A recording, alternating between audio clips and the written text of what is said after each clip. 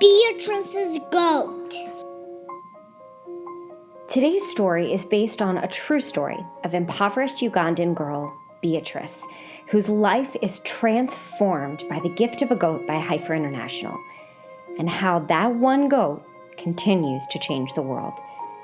Today's themes are generosity, determination, family, and education. Today's question is, have you ever been told that you couldn't do something that you longed to do? Sit back, relax, and enjoy the show. Beatrice's Goat by Paige McBrier.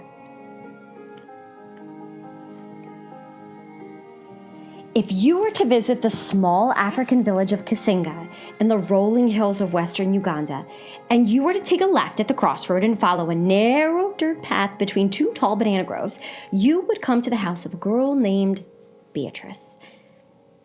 Beatrice lives here with her mother and 5 younger brothers and sisters in a sturdy house with a fine steel roof. The house is new. So is the shiny blue wooden furniture inside. In fact, many things are new to Beatrice and her family lately. And it's all because of a goat named Mugisa. Beatrice loves everything about Mugisa. The feel of her coarse brown and white coat, the way her chin hairs curled just so, and how Mugisa gently teaches her by butting her knobby horns against Beatrice's hand, tup, tup, like a drumbeat waiting for a song. But there is one reason why Beatrice loves Mugisa most of all. In the time before Mugisa, Beatrice spent her days helping her mama hoe and plant in the fields, tend the chickens, watch the younger children, and grind cassava flour that they would take to market to sell. Once in a while, when she was tending to baby Bascava, Beatrice would stop by the schoolhouse. Often the students had carried their long wooden benches outside to work under the cool shade of the jackfruit trees. Then Beatrice would stand quietly off to one side, pretending she was a student too. Oh, how she longed to be a schoolgirl.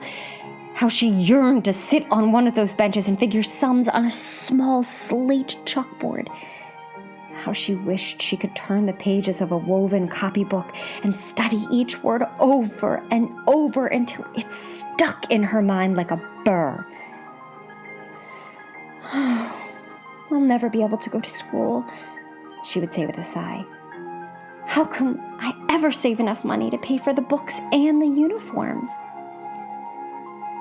One day, while Beatrice was pulling weeds, Mama came to her with dancing eyes. Beatrice, some kind-hearted people from far away have given us a lucky gift. We are one of 12 village families to receive a goat. Beatrice was puzzled. A goat? What kind of gift was a goat? It couldn't get up each morning and start their charcoal fire for cooking. It couldn't hike down to the stream each week and scrub their dirty clothes clean. It couldn't keep an eye on Grace, Moses, Harriet, Josh, or Pascavia. Her long fingers tugged patiently at the weeds. That's very nice, Mama, she said politely. Then Mama added, it will be your job to take care of the goat. If you do, it can bring wonderful things. Beatrice looked up at her mother. Will this goat come soon? Because I would like to meet such a goat. Mama laughed. Good things take time. First, I must plant pastures and build our goat a shed. Beatrice nodded slowly. Surely Mama knew what she was doing. I will help you, she declared. For the next few months, Beatrice worked harder than ever. She helped Mama collect the posts for the shed walls, then latched the posts together with banana fibers. She planted narrow bands of stiff elephant grass along the edge of the cassava fields. She put in pigeon trees and lab vines beneath the banana trees. Finally, one day Beatrice's goat arrived, fat and sleek as a ripe mango. Beatrice stood shyly with her brothers and sisters, then stepped forward and circled the goat once. She knelt close, inspecting its round belly, and ran her hair along its smooth back. Mama says you are a lucky gift, she whispered. So that's what I will name you, Mugisa. Luck. 2 weeks later, Mugisa gave birth. It was Beatrice who discovered first one kid and then, to her surprise, another. Twins! She exclaimed, stooping down to examine them. See that, Mugisa? You've already brought us 2 wonderful things. Beatrice named the first kid Mulindwa, which means expected, and the second Kihembo, or surprise. Each day, Beatrice made sure Mugisa got extra elephant grass and water to help her produce lots of milk, even though it meant another long trip back down to the stream and back. When the kids no longer needed it, Beatrice took her own first taste of Mugisa's milk. Sweet, she said, mixing the rest into her cup of breakfast porridge. Beatrice knew Mugisa's milk would help keep them all much healthier. Now, each morning after breakfast, Beatrice would head off to the shed to sell whatever milk was left over. Open for business, she would say, in case anyone was listening. Often she would spy her friend Bunani coming through the banana groves. Good morning, Beatrice. Mugisa, expected and surprise, Bunani would always say. And then he would hand Beatrice a tall pail that she would fill to the top with Mugisa's milk. When Beatrice finished pouring, Bunani would hand her a shiny coin, and Beatrice would carefully tuck the money into a small woven purse at her side. Day after day, week after week, Beatrice watched as her purse got fuller. Soon, there'd be enough for money for a new shirt for Moses and a warm blanket for the bed she shared with Grace. One day, Beatrice returned from collecting water and noticed Mama frowning and counting the money in her woven purse. Beatrice put down the water and came rushing to her mother. Mama, what is it? What's wrong? As she looked up, Mama's frown turned to a small smile. I think, she said, you may just have saved enough money to pay for school. School? Beatrice gasped.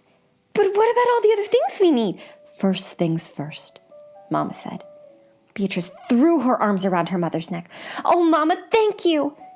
And then she ran to where her goat stood, chewing her cud, and hugged her tight. Oh, Mugisa, today I am the lucky one. You have given me the gift I wanted most. The very next week, Beatrice started school. On the first morning that she was to attend, she sat proudly waiting for milk customers in her new yellow blouse and blue jumper, Mugisa by her side. Beatrice felt nervous and excited at the same time.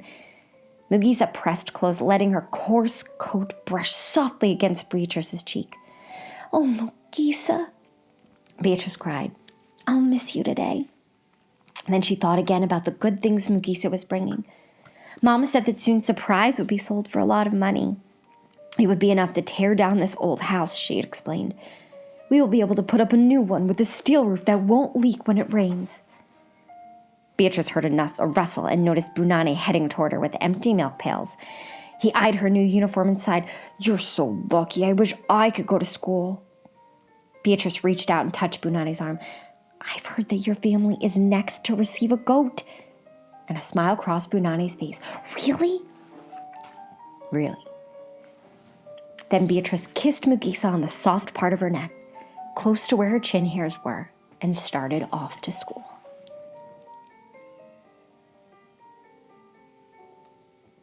For today's activity, I want you to think about how Beatrice longed to go to school.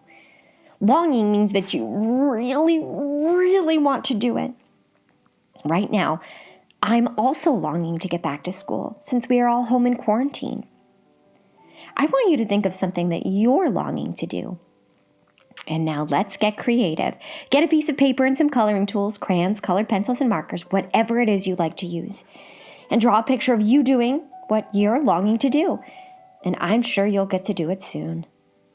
I would love to see these pictures. So as always, if you want, you can ask your grown-up to take a picture of your picture and send it to me at thegivingprojectforchildren@gmail.com, and I would love to respond. Thank you so much for sharing this book with me. Let's continue to develop our love of reading together. Till next time.